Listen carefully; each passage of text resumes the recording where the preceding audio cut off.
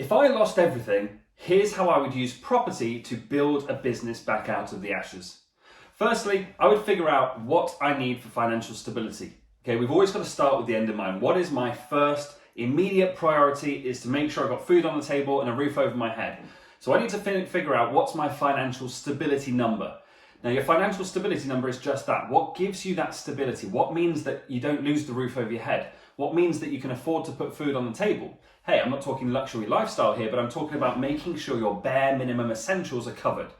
Once you know that number, that's your first target.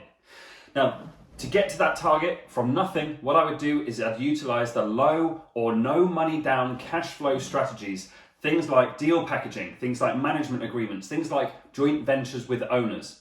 Now, what are each of those? Well, firstly, deal packaging is where we would package and sell opportunities. So we go out and find the opportunities, the investment opportunities, and we package that opportunity and sell it for a fee to another investor like myself. Now, we buy deals from deal sources all the time within trade stays because we have an ambitious growth plan, but there are also people who are starting out, want to get into property and just looking for, their first deal, and they don't have time to go and source it themselves. So they want to work with deal sources who can find, secure, and analyze that deal for them, and they're prepared to pay those people a fee. Now, typically in this industry, those fees are around about £3,000 per deal for a rent-to-rent deal. Now, if it's a bigger deal, like a buy, refurb, refinance, like a development opportunity, the fees get much, much bigger than that. But let's assume for simplicity in this video that you're going to be sourcing rent-to-rent deals and earning £3,000 per deal that you source, because there's a big appetite for those kind of deals in the market. So we'd start off by doing deal sourcing. We'd also do management. Now, this is where we work with existing service department, HMO owners, or just tired landlords, people that don't want to run their own properties anymore. And we offer to take over the operations of their property, and we charge them a fee as a percentage of the revenue we generate. So let's put this in perspective. If we were to take on an HMO or work with an owner of an HMO and take on the management of that HMO, and they had, let's say, 6 bedrooms in this HMO at £500 a room, that means there's £3,000 of revenue generated per month. If you were charging a 10% management fee, you'd be looking at £300 on that. Now, that's a very simplistic example. Now, typically, again, with management deals, if you're flexing between management of HMOs and management of service departments, we want to be aiming to make £400 to £500 a month from our management fees. Okay, now, the way it works with service departments is slightly different, but again, same principle. So to get the revenue figure, we would take the amount that we rent that apartment out per night on sites like Airbnb, Booking.com, and any direct bookings that we get as well. We would multiply that nightly rate by the number of nights that we rent out that property for that month. So again, let's say 20 nights at £200 a month, just to keep the math simple. So what's that? That's £4,000 of revenue. So again, typically charges for management of SAs is between 12 and 15%. Some people charge up to 20%. But again, let's just keep it simple. Let's say we charge 15%. That means our average rent-to-rent service department, we should be making around about £500 in management fees per month. So our target there is between £400 and £500. And then the third strategy I'd recommend is joint venturing. Now, this is actually how I did my first ever property deal, and I call it my £40 deal because that's the amount of money it cost me to secure that deal, and that was the cost of dinner to take somebody out to agree the details of our joint venture. So here, again, you're going to work with an existing owner of a property. Now, maybe they want to run it as a service department, but they don't know how, they don't want to do the extra work that's involved in doing that, or maybe the same for HMOs. And again, they just don't know the legislation, they don't know all the rules around it, and they don't want to have 6 tenants when they've currently got used to having 1. But they want the extra earning potential from that property. So this is where we can take on an existing landlord as a joint venture partner, and they put in the property, you put in the knowledge, experience, and the effort to do the work, and then you share the additional uplift in profits.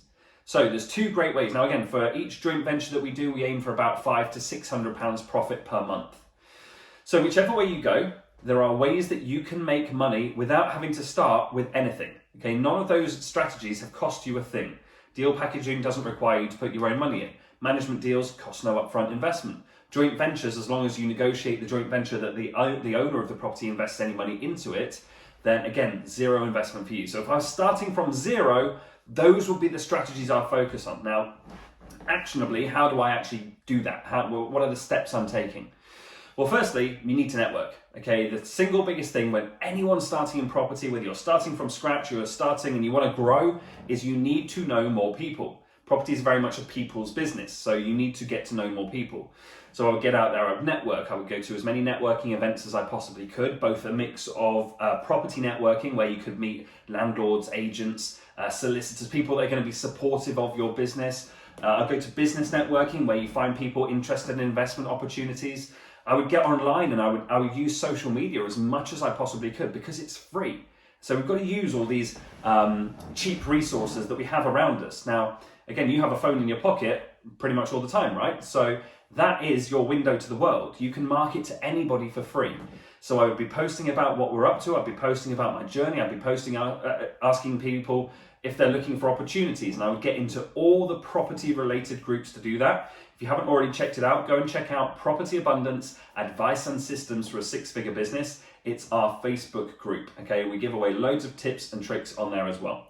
So I'd get into groups like that and I would advertise myself, I'd say what I'm looking for, I'd say what I'm providing, and I would start to build up contacts. Now, who are you looking for? Okay, we need to find people who are wanting to buy our deals. If we're going to deal package, we need some buyers. We need some agents, we need some landlords, people where we can get deals from, so that then we can match the two together and earn our fee in the process.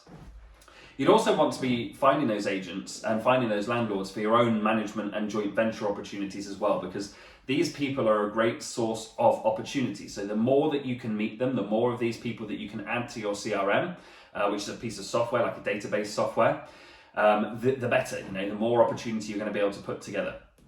Now, the second action I would do, as well as networking as widely as possible using those events and online, is I would call every single agent in the town that I'm operating.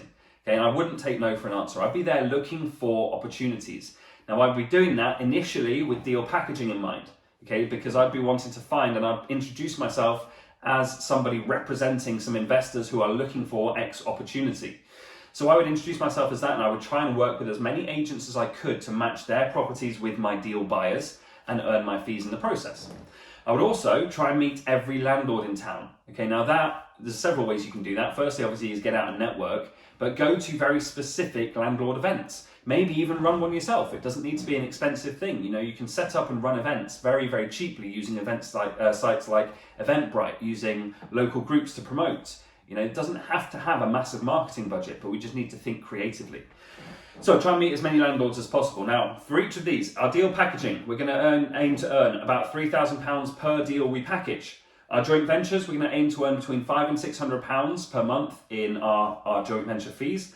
And for management deals, we're going to be aiming to earn between £400 and £500 per property per month in our management fees. Now, once we've got that coming in my first month, that would be purely what I focus on, is doing as much of that as I possibly can. So let's say that we manage to package a deal, we get a couple of joint ventures, and we get a couple of management fees, if we're throwing all our time at this.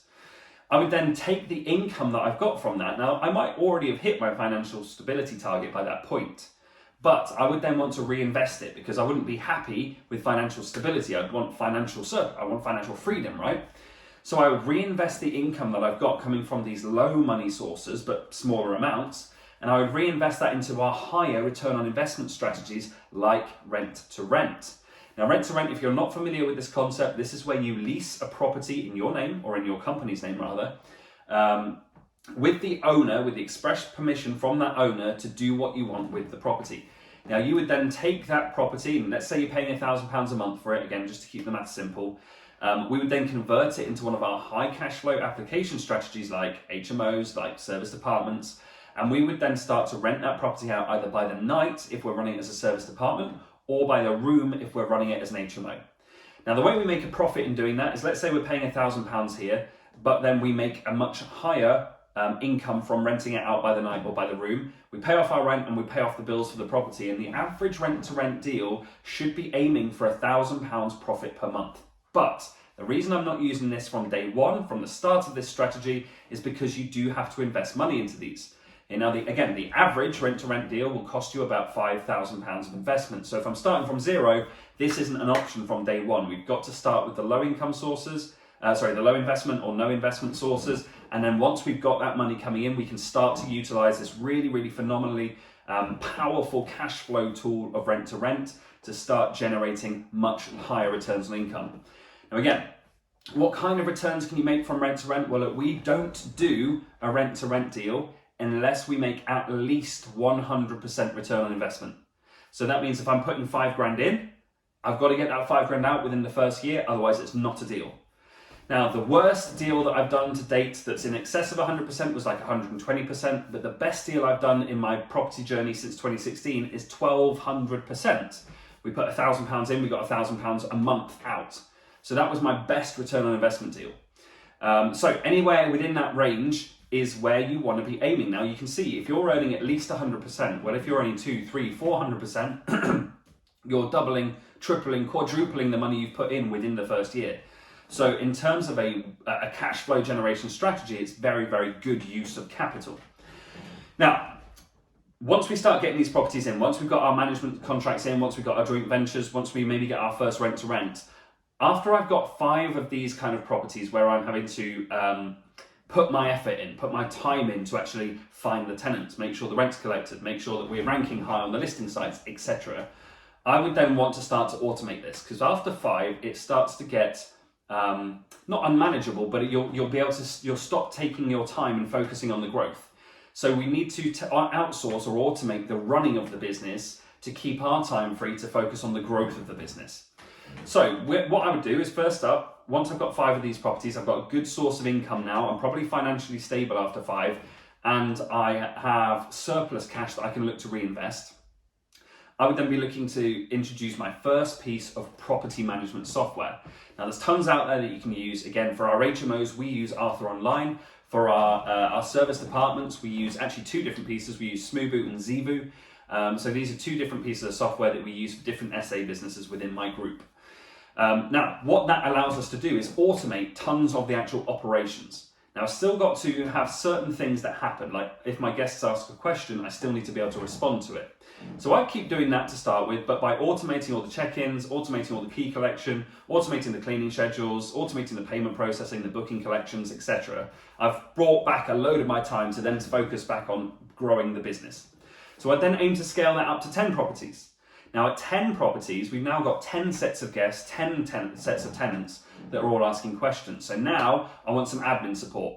So once we've got our 10 properties, again, you'll have earned enough extra income from those properties to start to actually reinvest into the business again. So I would hire my first virtual assistant at that point, and I would train them on all of the commonly asked questions just by having them go through all the chat histories, look at what's been asked, look at what the answers were, and prepare their own sheet of FAQs so that they can deal with all questions going forwards and only contact me if there's a question they don't know the answer to. That again then frees my time from having to deal with tenants, from having to deal with the guests, and that means I can put my time back into growing the business again. So then I'd aim to scale it all the way up to 25 properties. Now at that point, once we've got 25 properties on board, we want a full-time property manager. Okay, now that means that you can have them with the VA and they will be able to manage 25 people. Now again, that was generally, in my experience of running businesses, that's generally the capacity of a full-time property manager. Beyond that, they start to mess up, they start to slip, they start to miss things. So 25 is a good manageable number of properties for a full-time property manager to be able to cope with. But that means that then I'm completely out of it, okay? Because they are completely dealing with the operations. I'm then free to focus on exactly whatever I want to. Now, by this point, if we say that we're using a combination of strategies, okay? We're using joint ventures, we're using management, and we're using rent to rent. As soon as, I should have said this earlier as well, by the way, as soon as I hit 5 properties, I'm probably dropping the deal packaging.